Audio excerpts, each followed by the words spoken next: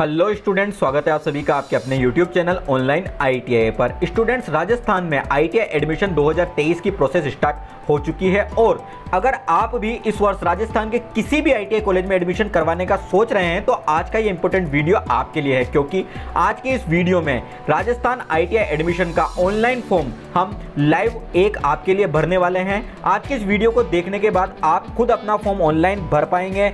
Form भरने के साथ साथ कॉलेज को किस तरीके से सेलेक्ट करते हैं, क्या क्या डॉक्यूमेंट्स आपको अपलोड करना पड़ता है, किस तरीके से आपको फीस का पेमेंट करना होता है, कितनी फीस लगती है, सारी जानकारी आज की इस वीडियो में आपको मिलने वाली है। इस वीडियो को देखने के बाद आपको किसी प्रकार की कोई सहायता की नहीं ई-मित्र पर जाने की आवश्यकता पड़ेगी। तो स्टूडेंट, बिना देर किए शुरू करते हैं आज के वीडियो को और भरते हैं एक ऑनलाइन फॉर्म। वीडियो शुरू करने से पहले आपसे रिक्वेस्ट है, अगर आप इस एडमिशन सेशन का प्रोस्पेक्टस डाउनलोड करना चाहते हैं तो इस वेबसाइट पर आकर आप प्रोस्पेक्टस डाउनलोड कर सकते हैं। इस वेबसाइट का लिंक इस वीडियो के डिस्क्रिप्शन में आपको डाल दूंगा।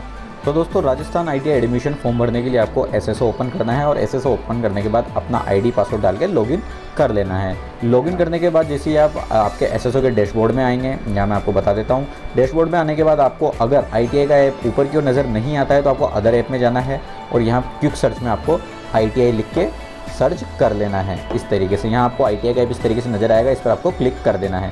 आईटीआई का ऐप क्लिक करने के बाद यहाँ आपको सेलेक्ट योर एप्लीकेशन पर क्लिक करना है, जहाँ आपको काफ़ी सारे ऑप्शन नज़र आ जाएंगे। आपको एडमिशन के लिए एडमिशन वाले ऑप्शन को सेलेक्ट करना है और कंटिन्यू पर क्लिक कर देना है।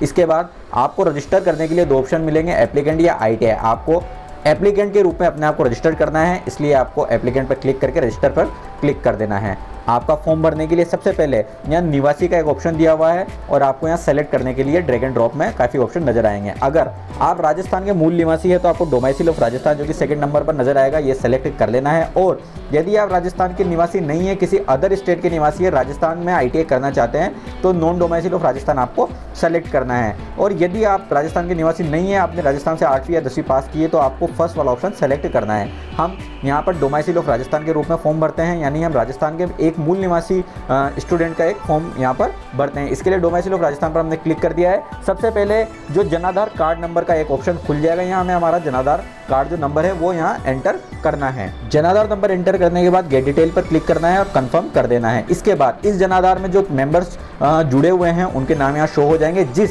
भी कैंडिडेट का आपको फॉर्म फिल करना है उसको यहाँ पर सेलेक्ट कर लेना है, जैसे कि मैंने चौथे नंबर पर जो कैंडिडेट है उसको सेलेक्ट कर लिया। इसके बाद जो इस जनाधार नंबर पर जनाधार कार्ड में जो मोबाइल नंबर रजिस्टर्ड होगा उस पर एक ओटीपी जाएगा। ओटीपी डालने के बाद हमने सबमिट वाले बटन पर क्लिक कर दिया है, कंफर्म भी हम कर देते हैं।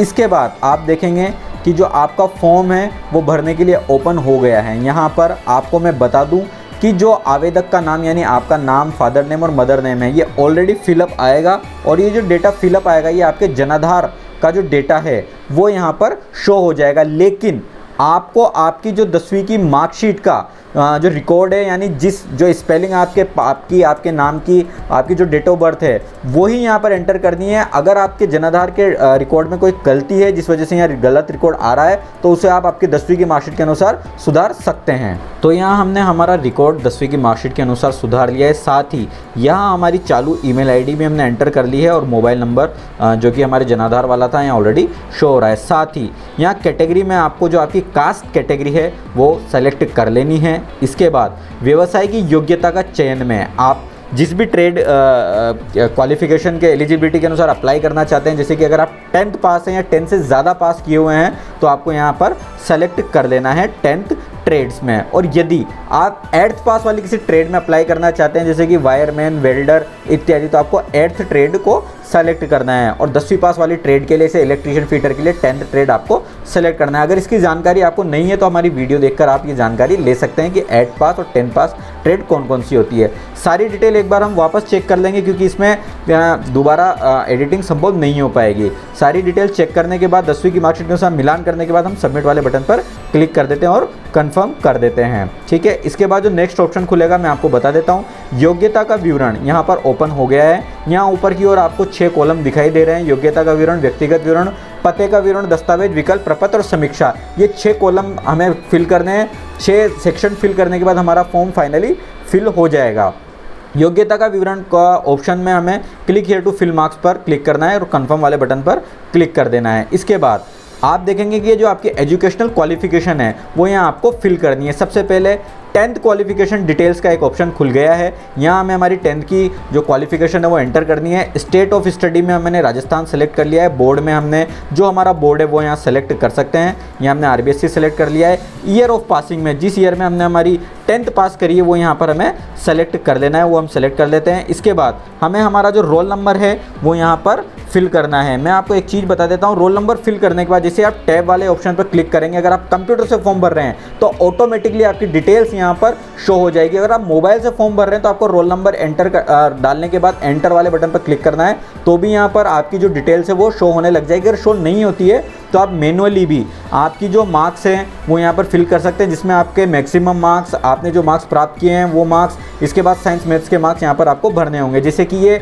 ऑटोमेटिकली इसने रिकॉर्ड यहाँ पर लिया नहीं है तो हम मैनुअली भरते हैं। सबसे पहले हम सेलेक्ट कर देते हैं CGPA, मार्क्स में से मार्क्स सेलेक्ट कर लेते हैं क्योंकि RBSC में मार्क्स दिए जाते हैं। यहाँ पर हमें एग्रीगेट मैक्सिमम मार्क्स में हमारी जो मैक्सिमम मार्क्स है जो कि 600 होते हैं वो लिख देने हैं। इसके बाद जो अंक हमने प्राप्त किए हैं वहाँ हम डाल देते हैं।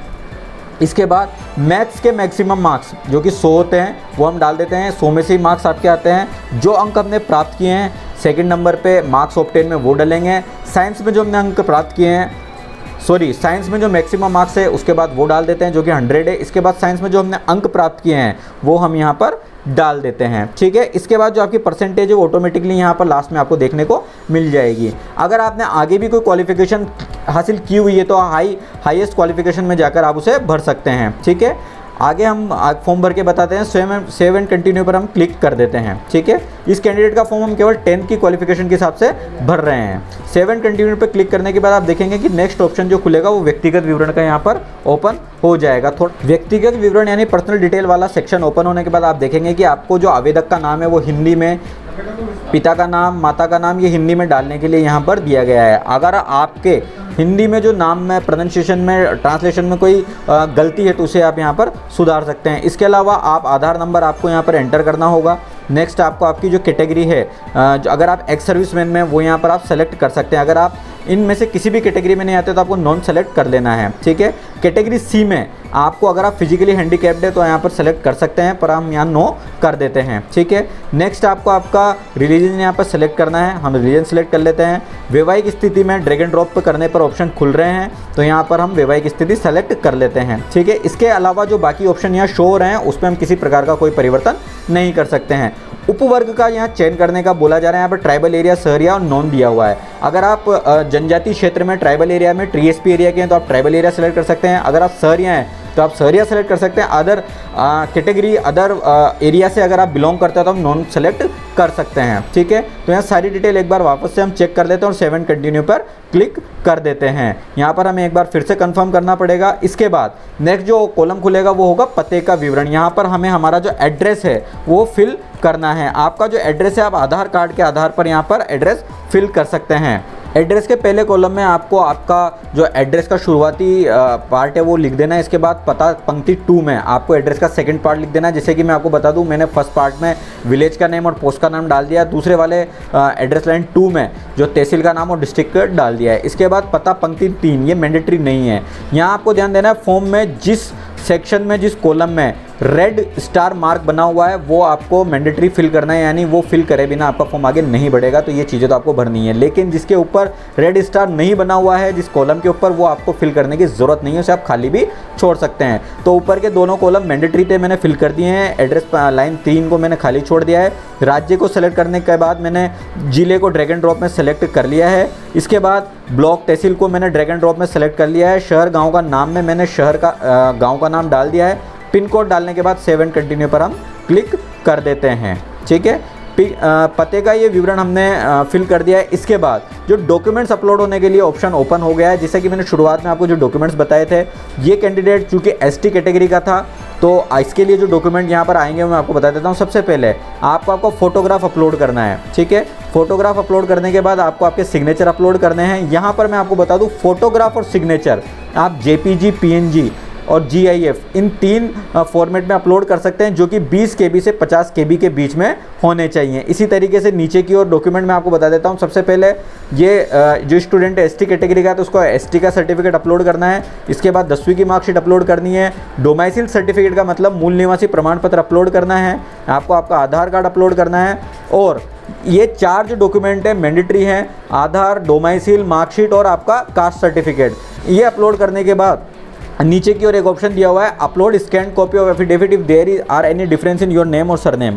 यहाँ पर ये बताया गया है कि अगर आपके नाम और सरनेम में किसी प्रकार का कोई डिफरेंस है, जो कि आपकी मार्कशीट में है उससे कोई डिफरेंस है, तो यहाँ पर आप उसका एफिडेविट अपलोड कर सकते हैं। अदरवाइज नॉर्मल केस में, जनरल केस में आपको ये अपलोड करने की जरूरत नहीं है, आपको खाली छोड़ देना है। अगर नाम में डिफरेंस है तो आपको ये अपलोड करना है एफिडेविट, ठीक है।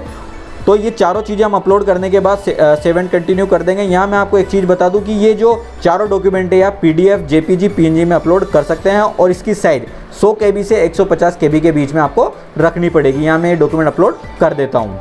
तो यहाँ सारे डॉक्यूमेंट हमने ऑलरेडी स्कैन किए हुए थे, उन्हें हमने अपलोड कर दिया है। मैं आपको बता दूँ 10वीं की मार्कशीट, जाति, मूल और आधार कार्ड हम PDF में भी स्कैन कर सकते हैं JPG के साथ ही सारे डॉक्यूमेंट की हमें ओरिजिनल कॉपी अपलोड करनी है। अगर कोई डॉक्यूमेंट हमारे पास जेरोक्स के रूप में है तो उसे हमें खुद के साइन करके अटेस्टेड करना है, उसी के बाद अपलोड करना है। सारे डॉक्यूमेंट अपलोड करने के बाद सेव एंड कंटिन्यू पर हम क्लिक कर देंगे, ठीक है। सेव एंड कंटिन्यू पर क्लिक करने के बाद आप देखेंगे यहाँ पर ऑप्शन फॉर 8 ट्रेड और option for 10 trade, 2 option open हो गए हैं। हम जिस भी प्रकार की ट्रेड में अप्लाई करना चाहते हैं उसे हमें सेलेक्ट करना होगा। जैसे कि ऑप्शन फॉर 10 ट्रेड को हमने सेलेक्ट कर लिया है। इसके बाद ITI के प्रकार में हमें ITI सेलेक्ट करनी है। जिला में हमें जिस जिले में हम जिस ITI में अप्लाई करना चाहते हैं उस जिले को सेलेक्ट करना है। उस जिले में मौजूद जो सारी ITI है वो यहाँ पर शो होने लग जाएगी। उस ITI का नाम हमें यहाँ पर डाल देना है और उस ITI में जिस भी ट्रेड में हम अप्लाई करना चाहते हैं उस ITI में जो भी ट्रेड मौजूद है वो यहाँ पर आपको व्यवसाय के नाम में दिख जाएगी। साथ ही उस पर जैसे हम क्लिक करेंगे उसकी फ़ीस भी ऊपर ऑप्शन में शो हो जाएगी। ये डालने के बाद हमें उस पर ऐड चॉइस का ऑप्शन का क्लिक कर देना है, जिससे कि वो ITI हमारी चॉइस के रूप में नीचे की ओर शो होने लग जाएगी। जैसे कि ये ITI ऑलरेडी हमने चॉइस के रूप में फिल कर दी थी, यहाँ शो हो रही है, ठीक है। अगर इस ITI के अलावा भी हम कोई दूसरी ITI भी चॉइस के रूप में भरना चाहते हैं तो हम इसी प्रक्रिया के द्वारा उस ITI को चॉइस के रूप में ऐड कर सकते हैं।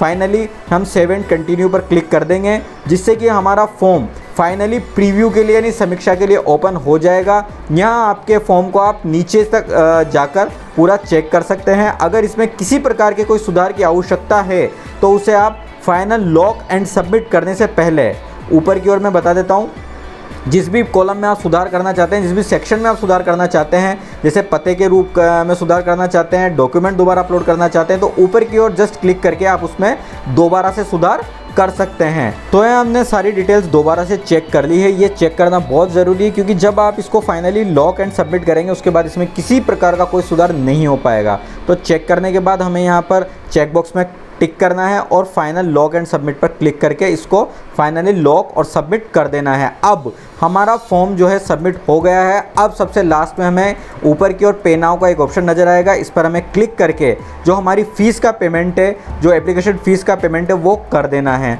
यहाँ मैं आपको बता दूँ आप 2 प्रकार से अपनी फ़ीस का पेमेंट कर सकते हैं। सबसे पहले मेक पेमेंट के रूप में आपको क्लिक करना है।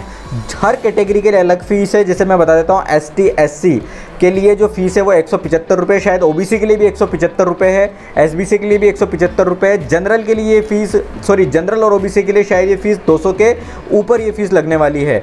तो ये फ़ीस आपको मेक पेमेंट में ऑप्शन पर क्लिक करके प्रोसीड करना होगा। और जैसा कि मैं आपको बता देता हूँ इस तरीके से आपको पेमेंट करने के कई तरह के ऑप्शन ओपन हो जाएंगे, जिसमें आप नेट बैंकिंग से या फिर आप UPI के माध्यम से अपनी जो ये एप्लीकेशन फ़ीस का पेमेंट है यहाँ पर कर सकते हैं। साथ ही वहाँ पर एक और ऑप्शन आपको नज़र आ रहा होगा, जैसे कि मैं आपको बता देता हूँ यहाँ पर नेट बैंकिंग का ऑप्शन ओपन हो गया है। इसी तरीके से एग्रीगेटर के रूप में आप अपने पेमेंट का ऑप्शन कर सकते हैं, जिसमें आप आपके वॉलेट UPI से भी कर सकते हैं। साथ ही तीसरा जो ऑप्शन है UPI का, यहाँ पर आपको जस्ट आपका UPI ID देनी होगी और पे नाउ पर क्लिक करके आपका जो फ़ीस का पेमेंट है वो आप कर सकते हैं। यहाँ आपकी जो फीस है वो 175 रुपये के अलावा 10 रुपये कमीशन भी कटेगा और कुल मिला के 185 रुपये। जो कैटेगरी जो मैंने बताई थी ST SC उनके लिए 185 रुपये यहाँ पर लगने वाले हैं, 10 रुपये एक्स्ट्रा पेमेंट यहाँ पर लगने वाला है। इसके अलावा मैं आपको बता दूं जो फीस का पेमेंट है वो आप ई-मित्र के माध्यम से भी कर सकते हैं। ई-मित्र के माध्यम से करने के लिए आपको चालान डाउनलोड करना होगा और आपका चालान डाउनलोड होने के बाद उसे आप ई-मित्र पे जाकर जमा कराकर अपने फीस का पेमेंट कर सकते हैं और आपके फाइनली फॉर्म की प्रिंट आउट निकाल कर आपका फॉर्म फाइनली सबमिट कर सकते हैं। यहाँ मैं अपनी UPI ID डालकर अपना पेमेंट कर दिया है और कुल मिला के मेरा 194 यहाँ पेमेंट कटा है। इसके बाद यहाँ पर एक ऑप्शन आया है the information you are about submit is not to secure, या सेंड एनीवेयर गो बैक का ऑप्शन है। मैं सेंड एनीवे पर क्लिक कर देता हूँ। ये चूँकि प्रोसेस हो रहा है पेमेंट के बाद का, और यहाँ पर अगर आप कोई गलत बटन पर क्लिक कर देते हैं, गो बैक कर देते हैं, तो आपका पेमेंट जो कटा है वो बीच में आपका फॉर्म रुक जाएगा। तो इसको आपको यहाँ ध्यान देना है, ठीक है, थोड़ा सा वेट करना है। अब ये यहाँ पर आपका जो फॉर्म है वो फाइनली पूरी तरीके से सबमिट हो गया है। अब आपको जो आपका फॉर्म है वो यहाँ से डाउनलोड कर लेना है, जिसका ऑप्शन ऊपर की ओर नज़र आ रहा है डाउनलोड फॉर्म का। डाउनलोड फॉर्म पर हमने क्लिक करते हैं और जैसे ही हम डाउनलोड फॉर्म पर क्लिक करेंगे आपका जो फॉर्म है यहाँ पर डाउनलोड हो गया है। इसे मैं खोल के आपको बता देता हूँ।